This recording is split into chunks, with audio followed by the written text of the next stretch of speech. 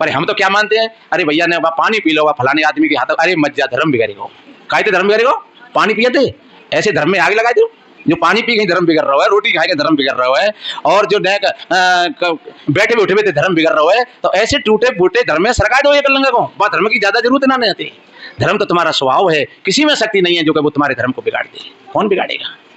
तुम्हारा धर्म अगर बिगड़ेगा तो तुम्हारे ही विकारों से वो बिगड़ेगा नहीं, फिर भी वो दब जाएगा वहां का वहीं पर। जैसे कोई अच्छी चीज है, ये कपड़ा है, और इस पर मैल चढ़ जाए तो कपड़ा तो नहीं खो गया, पर इस कपड़ा की जो सुंदरताई थी, आवा थी, उस मैल ने उसको दाब दिया। ऐसे ही जो हमारे धर्म की आवा है, हमारे धर्म की चमक है, वो अधर्म की धूल से केवल दब जाती है, उसका निधन नहीं होता है। तो हम अपने स्वभाव में जिए, अपने स्वभाव को पहचाने। हमारा स्वभाव है दया है, क्षमा है, संतोष है, करुणा है, शील है। तो ये स्वभाव हमारा प्रकट होगा। माटी में मिल जावेगी ये सुंदर सी काया, दिन पल में परलो हो जाएगी ये सुंदर सी काया दिन।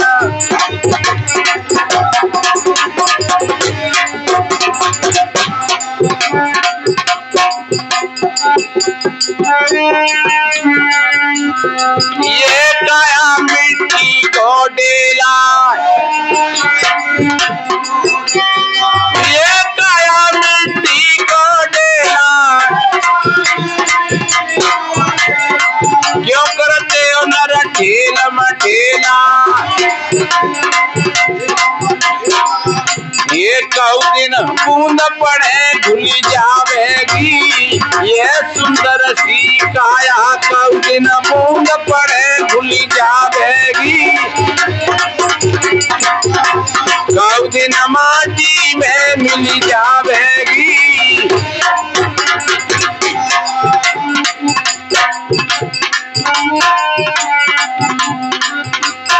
ये काया कागज की पुड़िया,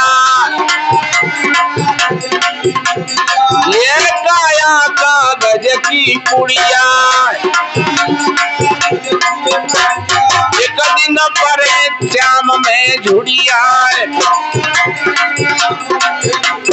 एक दिन परे श्याम में झुड़िया। ये कऊ दिन हवा चले उड़ी जावेगी ये सुंदर सी काया, कऊ दिन हवा चले उड़ी जावेगी,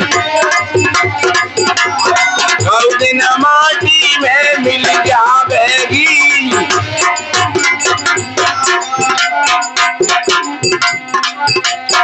ये काया है काठ की लकड़ी, कऊ दिन पड़ी रहेगी जकड़ी, ये कऊ दिन पड़ी रहेगी जकड़ी। अरे आग लगे जली जावेगी ये सुंदर सी काया, कऊ दिन आग लगे जली जावेगी, कऊ दिन माटी में मिली जावेगी नरक,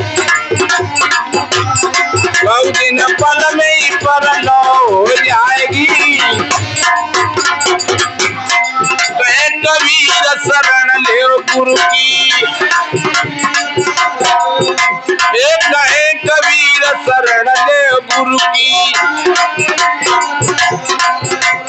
गेल मिले तो अमृतपुर की, ये गेल मिले तो अमृतपुर की। अरे तेरी बिगड़ी बात बनी जावेगी ये सुंदर सी काया, तेरी बिगड़ी बात बनी जावेगी, कऊ दिन माटी में मिल जावेगी, कऊ दिन पल में ही परलो हो जाएगी नर ये सुंदर सी काया, कऊ दिन पल में ही परलो है जाएगी ये सुंदर सी काया। इसलिए मेरे बहन भाइयों, हमने निवेदन किया, मुखड़ा क्या देखे दर्पण में, तेरे दया धर्म नहीं मन में।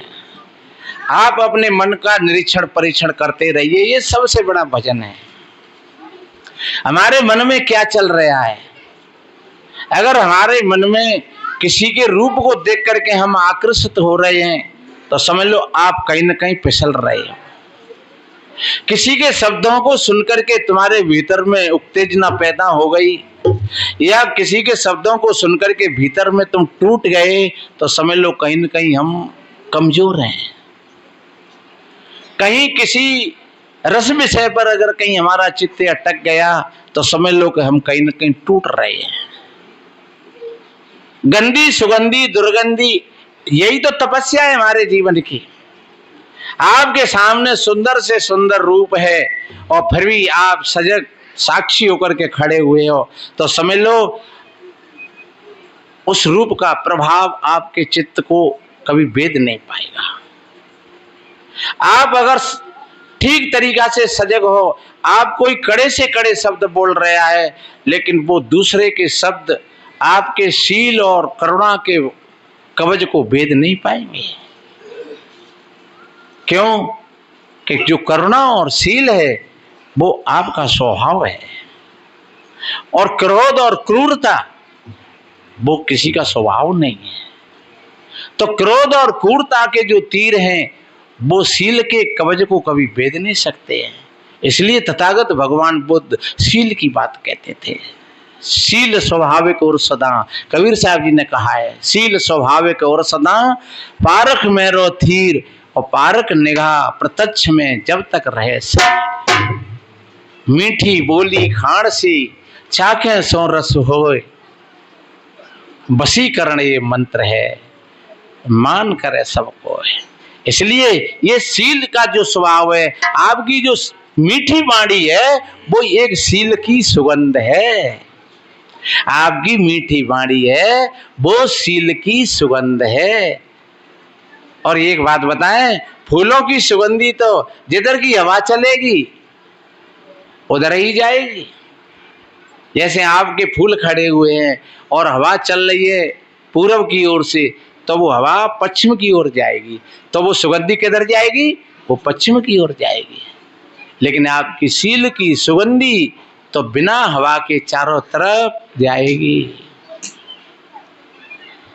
इसलिए अपने स्वभाव को पहचानिए। आपका स्वभाव ही आपका धर्म है। धर्म कोई सिख नहीं, ईसाई नहीं, इस्लाम नहीं। कहते हैं धर्म की नैया पार उतर गई और पापी डूबे जल में। धर्म की नैया, धर्म आपका स्वभाव है। धर्म कोई मांगे की चीज नहीं है सो कोई तुमसे छुड़ा ले। धर्म किसी की अमानत नहीं है। धर्म तो ऐसे ही समझो जैसे जल की शीतलता, जल से कभी शीतलता अलग नहीं होती है, ऐसे ही हमको भी अपने धर्म से कोई हमको वंचित नहीं कर सकता है। पर हम तो क्या मानते हैं, अरे भैया ने वह पानी पी लो, वह फलाने आदमी के हाथ, अरे मत जा, धर्म बिगड़ेगा। कहते धर्म बिगड़ेगा? पानी पिए थे ऐसे धर्म में आगे लगाए थे। जो पानी पी गई धर्म बिगड़ रहा है, रोटी खाए के धर्म बिगड़ रहा है, और जो बैठे हुए उठे हुए थे धर्म बिगड़ रहा है। तो ऐसे टूटे फूटे धर्म में सरकाए दो एक लंगा को, बात धर्म की ज्यादा जरूरत ना नहीं आती। धर्म तो तुम्हारा स्वभाव है, किसी में शक्ति नहीं है जो कि वो तुम्हारे धर्म को बिगाड़ दे। कौन बिगाड़ेगा?